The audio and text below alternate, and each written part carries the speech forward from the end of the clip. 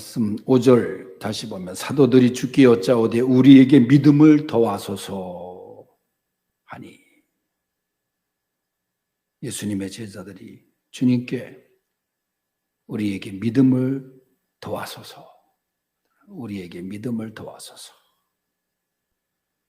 이 믿음은 오늘 이 말씀처럼 더해지고 성장해야 됩니다.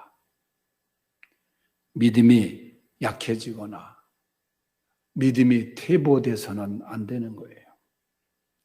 그래서 사도 바울도 어린아이와 같은 그 믿음에서 장성한 분량을 우리에게 말씀하기도 했습니다. 오늘 본문의 배경은 어느 날 베드로가 예수님께 질문을 던지기를, 주님, 형제가 내게 죄를 범하면 몇 번까지 용서해야 됩니까? 그러면서 자기가 스스로 7번까지라도 해야 합니까? 그렇게 질문을 해요. 아마 베드로에게 잘못한 사람들이, 또 베드로의 마음을 아프게 하거나 상처를 준 사람이 있었던 것 같아요. 그러면서 자기 딴에는 크게 7번까지 용서해야 됩니까? 하고 숫자까지 얘기를 했어요.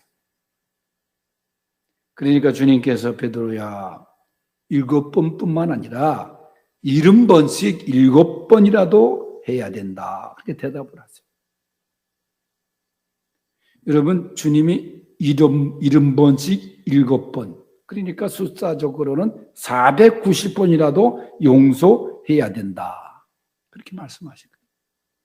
이 말씀은 용서는 제한이 있는 것이 아니라 숫자에, 그저 용서는 끝까지, 끝없는 용서, 그것이 용서니라. 이런 말씀의 배경 속에서 오늘 본문에서 예수님은 만일 하루에 7번이라도 네게 죄를 얻고 7번 네게 돌아와 내가 회개하노라 하거든 너는 용서하라, 그 말씀하신 거예요.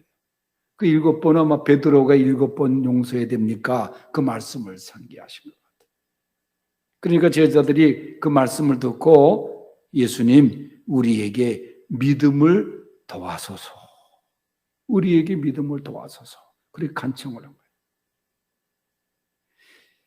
믿음을 더하소서, 어떤 믿음을 더해야 되는지 오늘 본문을 중심으로 생각해 보는데, 첫째는 뭐냐? 말씀드린 대로 용서하는 믿음입니다. 용서하는 믿음.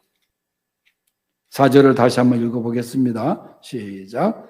만일 하루에 7번이라도 네게 죄를 짓고 7번 네게 돌아와 내가 회개하노라 하거든 너는 용서하라 하시더라. 아멘. 여러분, 우리가 살아가면서 이 용서라고 하는 거, 이게 얼마나 말은 쉬운데 이게 실천하기가 어려운지 몰라요. 우리가 아이들을 키울 때도 아이들이 잘못했어요, 자기 어릴 때 그렇게 얘기하면 다음서부터는 그러지 마라, 그렇게 용서하잖아요. 그리고 다음에 또 잘못하면은 너 지난번에도 그랬는데 또 그러냐, 그 옛날 잘못한 거 용서했다고 하는 것까지 끄집어내가지고 얘기를 대체적으로 하지 않습니까? 여러분, 용서라는 거 뭐 별로 잘못이 아닌 것은 우리가 쉽게 용서가 되는데, 나에게 너무 큰 상처를 주고 아픔을 주고 그런 사람을 용서하기란 그게 얼마나 힘들고 어려운 일입니까? 그런데 오늘 말씀해 보면 도저히 용서받을 수 없는 우리를 하나님께서 용서하셨는데 그것처럼 우리도 용서하라는 거예요.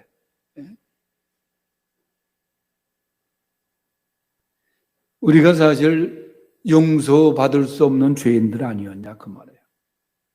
하나님의 사랑과 자비와 긍휼로 인해서 우리가 용서를 받고 하나님의 자녀가 되었지 않습니까? 그런데 오늘 본문의 말씀 속에 주목할 만한 것이 있습니다.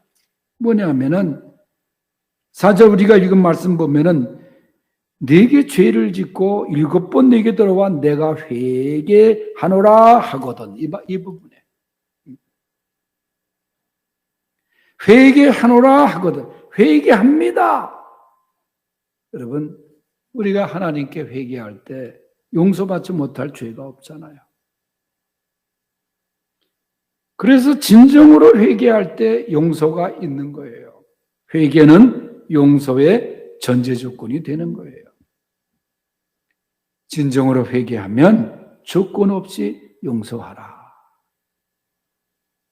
아무리 그 사람이 상대가 나에게 깊은 상처를 주고 원수와 같은 대상일지라도 진정으로 잘못을 구할 때는 예수님의 사랑으로 용서하라.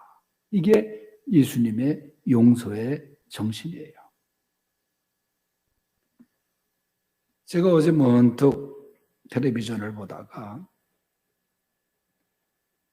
과거에 억울하게 죄를 누명을 쓰고 옥살이한 사람들의 이야기를 제가 보았어요. 관심 있게 보았어요. 교정선교를 하다 보면 그런 사람들도 또 발생하고, 그런데 그 변호사가 주로 재심 청구를 많이 한 그 변호사예요. 억울하게 살인사건을 저질렀다 해가지고 구속이 된 사람. 그런데 나중에 진범이 나타나는 거예요. 그래서 그 사람을 위해서 이제 다시 서류를 정리하고. 근데 어제 제가 두 사람의 그 예를 든 것을 보았는데, 출연자들의 예를.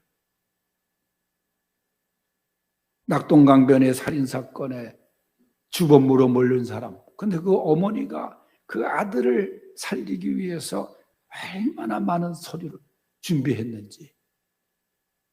그래서 그 재심을 하는데 이 법원에서는 그게 다 사라진 거야, 오래돼가지고. 그런데 그 어머니의 그 기록물, 어머니가 준비한 것들을 참고해가지고. 근데 어머니는 돌아가셨으니 그걸 남기고 가신 거야.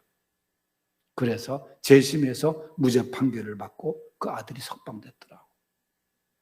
근데 두 번째 케이스를 얘기하는 거는 저 익산에서 어느 슈퍼에 10대들이 여러 명이 들어가서 강도짓을 하고 거기에 있는 할머니를 살해한 사건이에요. 그런데 그 아이들이 억울한 누명을 쓰고 다 구속이 된 거예요. 형사들이 시키는 대로 이렇게 여길 찔렀다 그래라. 그래가지고 그 범행에 여관에 끌고 가가지고 다 그렇게 해가지고 애들이 그러고 다 구속이 됐어요. 근데 진범이 나타난 거예요. 다른 교도소에 있는 수감생활 하던 진범이. 참 얼마나 억울한 일이에요. 그 진범이 양심 고백을 한 거예요. 그래가지고 10년도 넘게 수감생활 하던 이 아이들이 다 이제 청년이 되고 성인이 돼가지고 석방이 됐는데, 그 재심 청구를 해가지고 또 무죄를 받았어요. 그 변호사가 참 대단하더라고. 그걸 사명감으로 하는 거예요. 그런데 그때 그 슈퍼에서 잠자고 있을 때 그 어머니는 돌아가셨지만은 그 딸이 아들과 함께 잠자고 있을 때 강도가 들어왔던 거예요. 칼을 들이대고 조용히 하라. 이 아들이 깰까봐, 5살짜리 아들이 깰까봐 긴장하고, 아들이 깨서 소리 지르면 죽을 수도 있으니까. 다행히 아들이 잠을 자고 있었고. 그러고서 이제 그 범행이 일어난 거예요. 얼마나 불안했겠어요, 여러분들. 그런데 나중에 알고 보니까 진범이 따로 있는 거야. 그래서 그 청소년들, 그 사람들을 위한 탄원서를 다 써가지고 아이들이 무죄 나오는데 결정적인 증거를 제시하고. 그런데 이제 다음 단계가 뭐냐? 진범을 만나는 거예요. 진범이 이제 석방이 됐어요. 그런데 이미 그 사건은 공소시효가 만료가 된 거예요. 나오는데 생각해 보세요. 자기 목에 칼을 댄 사람, 어머니를 죽인 사람, 또 만날 용기가 어떻게 해서 자기도 불안했다는 건데 만나야 되는지 안 만나야 되는지 이게 변호사가 입회하고 그런 가운데 만났어요. 그 여성이 그 사람 손을 같이 잡았어요. 참회를 하고 그리고 이야기가 뭐냐면 내가 이 사람을 용서하니까 마음의 평안함을 느끼게 되었다고. 참 불안했었는데 이 사람을 용서하고 나니까 얼마나 마음이 편안한지 다 내려놓고 참 대단한 어제 장면을 제가 보고 감동을 받았어요. 용서가 어렵지만은 그리스도의 사랑으로 용서하라는 것이 예수님의 용서의 정신이에요.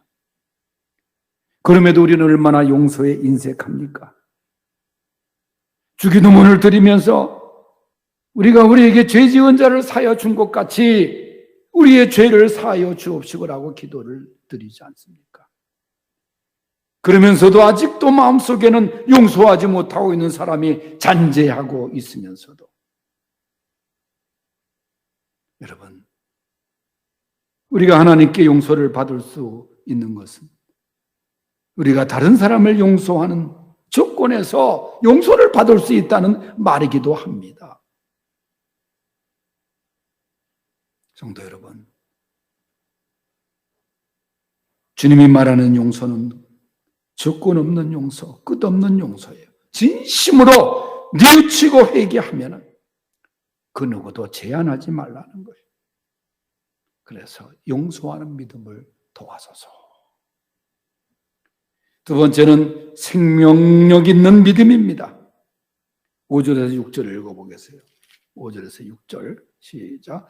사도들이 주께 여짜오되 우리에게 믿음을 도와소서 하니 주께서 이르시되 너희에게 겨자씨 하나일 만한 믿음이 있었더라면 이 뽕나무도로 뿌리가 뽑혀 바다에 심기우라 하였을 것이요 그것이 너희에게 순종하였으리라. 아멘. 겨자씨의 얘기를 하고 있어요. 여러분이 겨자씨 하나일 만한 믿음 많이 들었을 거예요. 이 겨자씨가 얼마나 큽니까? 우리 뭐 벽씨나 보리처럼 그렇게 큰 것도 아니에요. 예?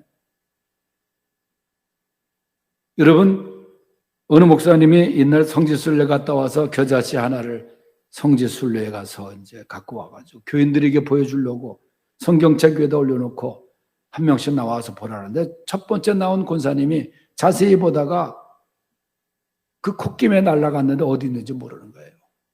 지금까지도 못 찾은 거예요. 그 정도로 겨자씨가 작은 거야. 그런데 그 겨자씨가 심겨지면은 싹이 나고 열매, 쭉 나와가지고 새들이 깃드는 나무가 되는 거 아니냐. 그러니까 이처럼 겨자씨가 그런 생명력이 있는 것처럼 우리의 믿음도 살아있는 믿음, 생명력 있는 믿음, 행동하는 믿음, 움직이는 믿음, 그런 믿음이 되어야 된다는 거예요. 야고보서 2장 26절에 보면 행함이 없는 믿음은 죽은 믿음이다 그랬어요. 생명력 있고 살아 역사하는 믿음, 그 믿음을 도와소서. 여러분, 우리의 믿음은 역사하는 믿음이 되어야 됩니다.